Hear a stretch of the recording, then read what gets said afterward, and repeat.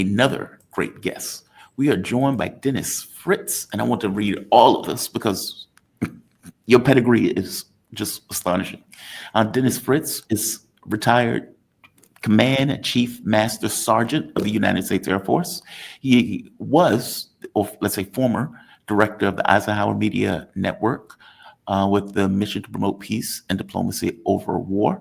While on active duty, he served as the principal senior advisor to four-star commander at Pacific Air Forces and Air Force Space Command. He also held the additional duty as senior enlisted advisor to the commander of North American Aerospace Defense Command, NORAD. He's author of the book, Deadly Betrayal, The Truth About Why the United States Invaded Iraq. Chief Fritz, welcome to the show, man. How you doing today? You doing all right? Hey, I'm doing well. Can you hear me okay? I can hear you just fine. I'm sorry for the delay. No, that was okay. That was okay. That was important. Listen, I just hope my lighting is not as well as usual because I'm in an alternate undisclosed location. You're fine. I think on a different time zone at that. So you are perfectly fine. Well, look, I'm in Malaysia, so I feel you in the different time. Yeah, I'm going to be here until basically September. Well, I tell you, nothing stops your work then. No, I am a digital nomad at this point. I pick up and go, and I bring my equipment and everything else, and just continue to do the show. Okay. Thank you for joining me. I really appreciate you joining me. I am curious on something. So we found out recently. Okay, I'm not going to show that video. That video is funny though. We found out recently that this base, Udeid, I believe it's pronounced. Udeid, close. Okay. Yeah, Udeid. Right. What is it? Is Udeid? Yeah, but Udeid. Thank you. In Qatar, it got hit. That it did get hit. So apparently, this was the installation. It was a communication component that was associated with the base. I think they call Radome. Is that what is it? Radome? Okay, I'm not sure of that. But go ahead.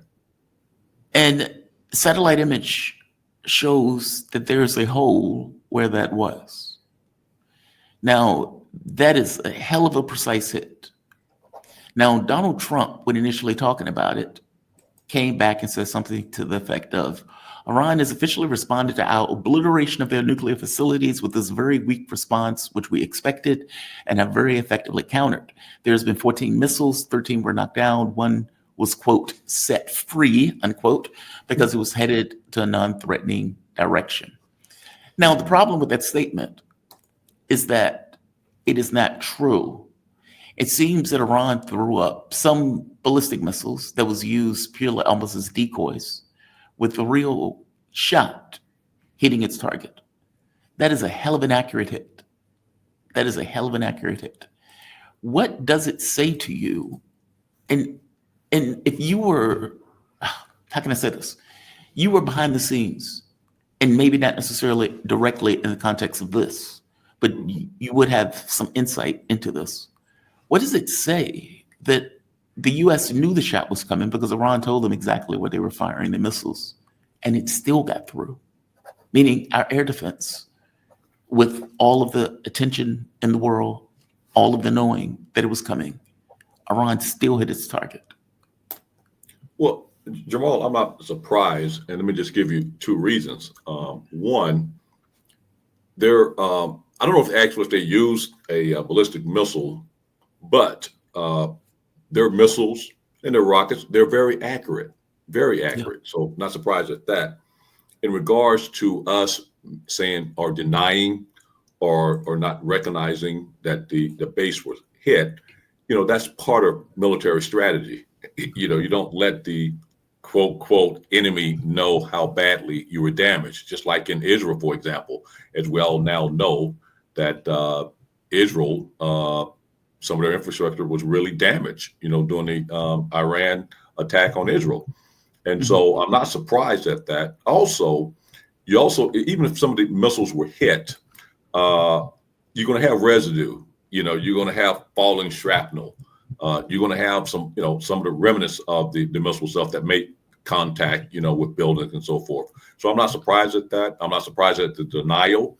But at the same time, though, we do know that Iran did give notice, gave us time to prepare, likewise as they did when they hit Iraq during the revenge attack of Soleimani, their supreme military leader at the time. Uh-oh. Hold on just 1 second. Can you hear me? I think I lost contact. Okay. No, I can hear you. I'm here. Yes, okay, good. Because I'm in an alternate location. Don't know how well my, internet is. You're coming through loud and clear. Okay, but no, I am not surprised. I'm not surprised at the denial. That's part of military strategy. You do a battle damage assessment, and then you don't reveal, what was damaged, because you got to be prepared for the next attack. And so you don't want your so-called quote enemy to know how well and how accurate they were. Yeah, I do get that. I mean, I do get that. And Israel has been doing that in the sense of not absolutely any knowledge. And by the way, I think they have been the only one they acknowledged was the hospital. I don't know if we talked about that last time. That's a sympathy. Yeah, that's exactly. A permanent victim. Exactly. And they didn't even hit the hospital. The hospital had blowback. I mean, it goes back to what I said again. Yeah, residual damage, collateral damage, it wasn't the target, but it was close in proximity. And once again, it tells you how powerful those ballistic missiles are. When the U.S. military was, because you were in the U.S. military at the time frame where they went into Iraq. Yes. And, I've had John Kiriakou on the show where he was sitting in meetings and they were effectively saying, yeah, in a few weeks, we're going to be in Iran. And John was like, he said his boss cut the mic off, looked at him and said, what did he say? Did he say he was going to be in Iran? And the guy was like, yep. And he said, okay. And he turned back, cut the mic back on, and just sit there listening to Cheney give his spill. Yeah. Let me correct one thing, though. As you said, I'm sorry if I interrupt your question, but no, please. No, it's all playing out. No, they were not going to be in Iran in a few weeks. They actually had a plan to be in Syria. I mean, real soon. And as you talk about the book I wrote, Deadly Betrayal, the truth about why we invaded Iraq, it was a plan. I think we discussed this before, which upsets me, that General Wesley Clark knows about. He said years ago about the stuff. And let me just share this with, if I didn't share it the last time, what most people don't know, which I won't reveal, because as you know, my book was redacted in some ways, but they didn't want to reveal certain information. There's 2 other countries that are on that list of 7 too, that I can't discuss. But I will tell you this though, Syria was going to be next. They were already planting the seed to go into Syria, but what prevented that was the insurgency in Iraq. They didn't predict that, almost like Israel didn't predict what was going to happen with Iran retaliating. But as part of the plan, Iran was always going to be last because of the fear of that they will fight back, and they had in their hands the ballistic missiles, which is why Trump at the time and a lot of neocons wanted, which Trump eventually did, destroyed the JCPOA, the Joint Comprehensive Plan of Action, better known as the Iran nuclear deal, because they wanted the ballistic missiles included. And Iran was not going to do that, but that was their lifeline, as we all see now. But Syria was going to be next, and then Iran was eventually. They were on that list, though, but as the last part of the plan. What do you think the Pentagon is telling the president? And just to give context, Israel goes into a war believing that it's going to overthrow Iran. Mm-hmm. It does not overthrow Iran, and that does not overthrow Iran. It is taking damage at a level it has never taken. Its economy was coming apart. It was running out of air defense, and the amount of money that it was spending doing so was going off the rails. Mm-hmm. Donald Trump gets involved and bombs Iran. Trump had no idea how Iran was going to respond. Iran, still being moderate, said, look, we must respond to save face. And they did. And they hit one of the U.S. military air bases almost as a show of, we can hit these. Be aware, we may be giving you a warning, but we can do it. Mm-hmm. Everybody backs away. Mm-hmm. Netanyahu looks at that and thinks to himself, I can pull the U.S. into a conflict with Iran. Meaning, if I attack Iran again, I know the United States will get involved in order to save our bacon. And we will need it to save our bacon. But we're willing to take those hits for the U.S. to do so. What is the Pentagon telling the president of the United States, knowing full well that Iran does have the capability of hitting those ships and hitting those military bases? Yeah. Let me just share the job of the Pentagon, in particular the Joint Chiefs of Staff, in particular General Kane, Raising Kane, if you will, is to provide those risks, to the president. And I guarantee you, there's no question in my mind that they're providing those risks, and this is what could happen. And but then at the same time, because of the fact the president is the commander in chief, he has that authorization, so-called defend the nation. He can still move ahead, with his plans, to bomb, if you will. But I can guarantee you, no question in my mind, that the president provides the risk of what could happen, a risk assessment of what could happen in retaliation by Iran or any other country. So, yeah. So, I mean, in some ways, in a lot of ways, and I can't say in most cases, but generals are human beings too, and especially if they've been to war, they're reluctant, to go to war. They only want to do it as a last result. But then once the president makes a decision, as long as it's legal, quote, quote, they find the legal mechanisms. Because our wars have not been legal, but the judge advocates find loopholes to allow the president to go to war. And once that happens, unless they resign, the generals in the Pentagon, they're obligated to carry out the orders, of the president. But at the same time, they must provide the risk. Now, I'm going to share this with you, too. I was not a fan of General Kane coming in as the chairman of the Joint Chiefs of Staff. In fact, I was on record, very upset about that and how they removed General C.Q. Brown. But however, I must tell you, from everything I've observed now, and I've talked to others that are even closer, Jamal, he's doing a pretty good job. And so, so I'm pretty sure he's doing some great advising. And if you saw during their press conference after the big attack, he didn't get political, like, HESF did. And in fact, the Pentagon's not being political. That's the first time. Listen, I spent the majority of my military life in the Pentagon, and the press briefing that HESF did after our attack on Iran, that was the worst and the most political press conference out of the Pentagon I had ever seen. And I've been in and out of the Pentagon since 1979 up until 2022. And that was the worst press conference I've ever seen by a Secretary of Defense.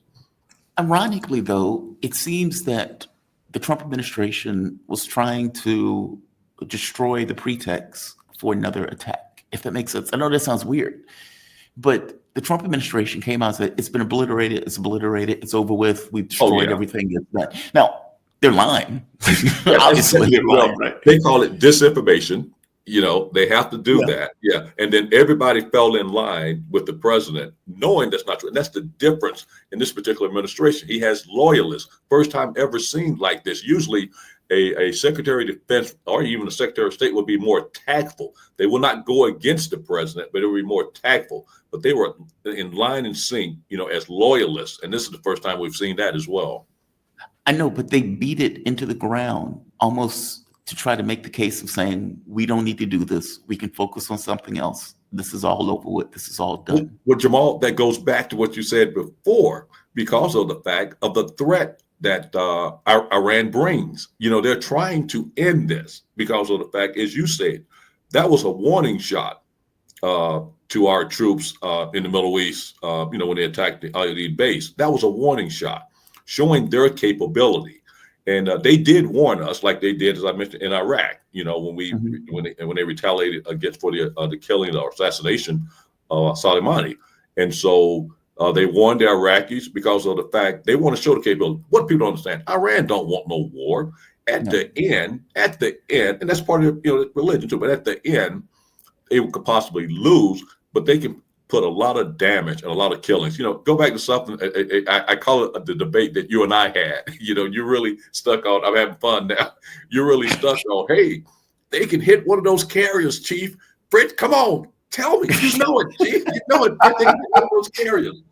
Well, yeah, as I told you before, they can. And look, if as you mentioned my book, 4,500 military men and women were killed in the Iraq war over years. You follow me? If they do hit one of those carriers, you're talking about 5,000 personnel, including Marines, Navy, in one day. Can you imagine that? And so when you were talking about, hey, they're trying to end this, yes, because of the fact, going back to what you said earlier, the chairman of the Joint Chiefs of Staff and the staff itself, they're advising the president of those risks. And Trump doesn't want that on his in his history books, of allowing so many folks to be killed on his watch. So he doesn't want that, and they're trying to push back. Now, here's the problem, though. Bibi Netanyahu wants this war. Yes. And he's going to find a way. He keeps saying, "Oh, we will defend ourselves," and it goes back early again. You said, that hey, we could get drawn into this. This is not over. This was just a pause, if you will, because I don't want to use Trump's word. I'm not going to use obliterate, but Israel was getting. They didn't expect that. They were arguing among themselves too. And now, what makes me mad though is that they're talking about there's a break so they can replenish their defense systems and so forth. Guess what? That's costing us. We had this big beautiful bill that was passed, and what people don't know, we're sitting here arguing about Medicare and all that, but hidden in that, the Pentagon budget is doubled. We were already spending about $850 billion. It doubled in that bill, which that's what I do, and the people that I work with, the Eisenhower Media Network and others, we're looking at that budget that's not being talked about, that's doubled, and a lot of that money is going to go to Israel to help replenish, their stock, and that's unbelievable. Yeah. Mark, once he pointed out, he says, don't mistake the bride for the mistress. And he was talking about Ukraine being the mistress and Israel being the bride. Wow. And I like that analogy. Yeah. It's true, right? Yeah. It's like, look, I'm not leaving my wife. I just want you to know that. Don't be calling my house. Don't be doing any of that stuff. You're the mistress. As long as we're on the same page, everything is good. And then the mistress inevitably calls the house. By the way, that happened to, I would say, a friend of mine. That happened to a friend of mine. Where he was, that's a whole different conversation. No disclosure. No names disclosed. Yeah, I'm not going to disclose anybody. I'm not going to out anybody. But that's never good. That's never good. It's like, hello. It's like, yes, who are you? Are you the wife? It's like, oh God. You have to have a strong conversation. What the hell is wrong with you? Well, that's what Zelensky is doing now. Speaking of Zelensky. So it has been shown through The Guardian that we only have 25% of air defenses left. We have been given that many and that much to Ukraine and to Israel. Israel apparently burned through like 20 years worth in 12 days, which is just mind-blowing. And it gets across the numbers that we are making per year, how insufficient that they actually are. Russia is producing over 500 drones a day, and they have been using over 500 drones a day, every day for the last week, if not longer. And the attacks that have been taking place on Kiev are devastating. So just to show a few of these to the audience, just so the audience don't believe I'm just making this up. This is Kiev today burning because it was with several military strikes. Here are other examples of Kiev. This is terrifying. That's somebody cursing. Watch you get out their windows like, motherfucker. Like just bam, bam. That is terrifying. Absolutely. Well, and defenseless, completely defenseless. Yeah, Jamal, I've been on record for over a year stating that Russia could destroy Ukraine at any time. And, they're showing, that they can do that. Not only when you were saying Russia is making, all these weapons, not only this, it shows you the capability of Iran. They're getting a lot of their drones from Iran too. Yeah. So that shows you their capability as well.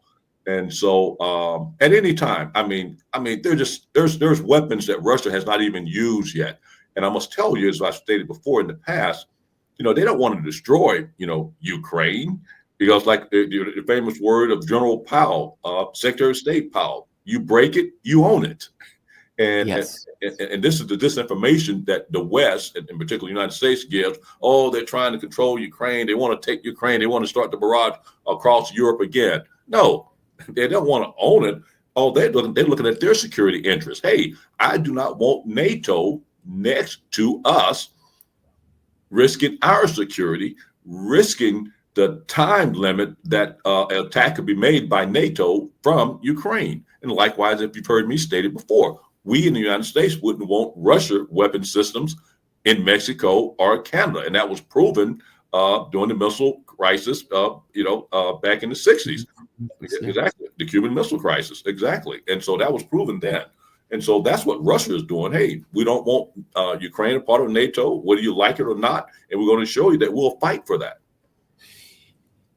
New York Times is reporting that, well, and just so the audience will see this is just fantastic. And I don't mean it poorly, I just mean it in kind of a truth sort of way. This is a hit in Odessa. Mm-hmm. The missiles that were used to hit this location were paid for by Ukrainians. And apparently Russia signed it as it blew up a recruitment center, because Ukrainians have been given intel on recruitment centers for Russia to blow up. Ain't that something? Ain't that something? Hey, I thought you were going to say, ain't that some S-H-I-T? Oh, well, I mean, I could have, right? I mean, I'm pointing out, though, that the Ukrainians are on Telegram cheering the Russians on as they go and blow up recruitment centers all throughout Ukraine. That one just so happened to be in Odessa, and apparently the bomb was signed with something on it that I can't necessarily read in relation to the Ukrainians that paid for that bomb to blow up that recruitment center. That is astonishing. Well, and no, please. No. I'm just going to mention, you mentioned Odessa, and it's almost like, the eastern part, Donbass region, all that area. I mean, Russia has supporters. I must tell you that, and that's the part that's just not, mentioned here in the West and so forth, and part of the disinformation campaign. So I'm not surprised at that either. But go ahead, I interrupted you. No, you're fine. Donald Trump has decided to now rearm, meaning up to this point, there's been money and resources coming out of Joe Biden's previous administration. Mm-hmm. Now it is Trump who's taking this over. And apparently Trump has now realized that Putin doesn't care about him, doesn't care about his threats, doesn't care about the U.S. in this case, because from the Russian point of view, the U.S. has no cards. And so Trump is now taking over this notion of, I am now going to rearm Ukraine also, which brings you back into the position of Joe Biden. What is he going to do against 500 drones a day in this process? I am unclear on what Donald Trump believes he's going to do in this war. And yet he is now turned into Joe Biden. Let me just say again, and you've heard me say this before in the past, Jamal, the term that we use quite a bit now that more people are becoming familiar with, neocons, neoconservatives, warmongers and so forth. Well, we tend in the past year, really since October the 7th, we're focusing on warmongers and neocons in support of Israel. But there's different factions of the neocons. The neocons first came out and they were former, Democrats who ran over to the Republican, yes. And because of the fact of Reagan's take on Russia and destroying, at the time, the Soviet Union. And so there are factions of the neocons, but their original goal was to take down the Soviet Union, which they were very successful in doing, and also getting rid of the Warsaw Pact, was the counterpart of NATO. Well, hold on. I think you said, yeah. I'm sorry. Go ahead. In our minds, was successfully done because of the fact, the Soviet Union was disbanded. The Warsaw Pact was disbanded. And that would have worked. But where we messed up is the United States arrogance. I was in the military hearing, we won the Cold War. You ever heard all that term back in the day? We won the Cold War. We won the Cold War. We're the baddest thing on earth. That was the goal of the original neocons, okay, to destroy Russia and be the superiority of the world. But then there's also a major faction for the Middle East too, and that's what we talk about more. Now, why am I telling you this? You've heard me say in the past, there are forces around Trump. It's those neocons. And also, so though we've been concentrating on the Middle East, in particular, Gaza and Lebanon, and then now Iran, but those forces also, their original goal was to weaken and take down Russia. And they are still alive and well embedded in Trump's administration. And you know, Trump, he's going to try to defend himself. I'm the smartest guy in the world. I know everything that's going on. The big fight, as you already know, was all in the news about Hegseth made the decision. Then Trump confused everything. But no, nothing get by me. You know, I know everything. But I don't know who made that decision. I don't know, you know, but I would have known, you know, if it happened, I would have known. Clip, by the way, where they asked him, and they're like, "See how confused he looked? He looked." So please, I'm sorry. No, so my point is, when you're saying Trump, he doesn't know what he's doing, you know, and then you got Hegseth doesn't know what he's doing, but you have these forces that know what they're doing, and they're pushing. Yeah, and so they're pushing him. Okay, you got to support Ukraine. You got to support Ukraine. He comes out, but there's no answer for the drones. There's no answers for the weapon system that Russia has not used yet. If we push them into a corner, they will do that. And so, unfortunately, the commander-in-chief, the president, we all know we can't take what he says to be truthful. And so, you know, he's being forced to provide those weapons because of the fact, as you said, you know, Putin is a seasoned guy. He's been in this business, you know, forever. Trump, I'm a businessman. He's not a Department of Defense guy. He's not a worldly guy. He knows maybe, corrupted business. You know, that's been his success. But Putin is a seasoned guy. He knows what he's doing. Chief, last question. Pushed by who? Forced by who? Everybody says that he's being forced.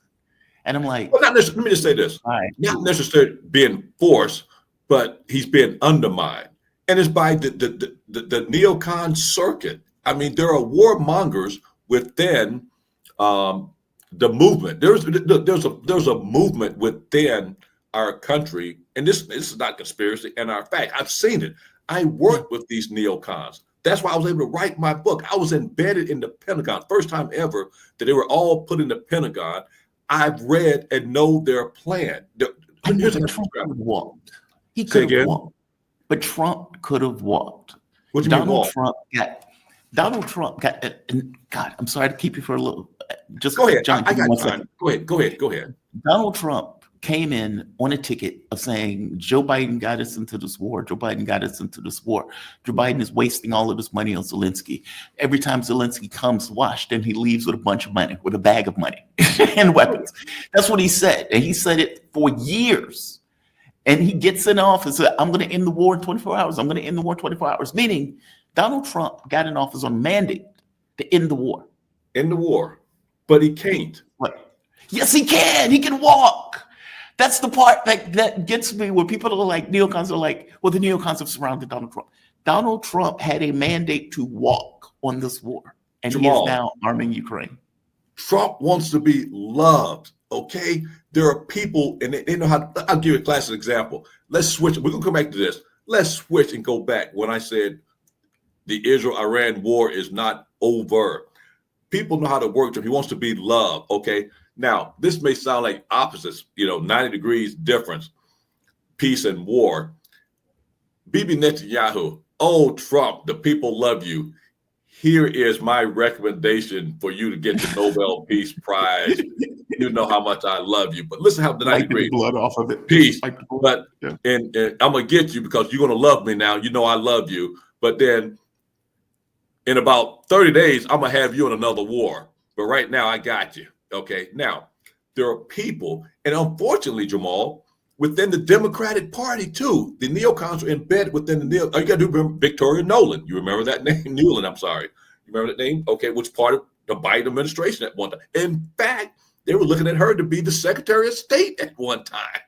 You follow? And she's a neocon, AEI, Enterprise Institute, the home of the neocons and the warmongers, and she was embedded in the Biden administration. Now, with that said, there are people, I don't know this, I think I can give you facts, opinions, or something, I'll give you a bunch. They're pulling Rubio. Hey, baby, you want to be the next president?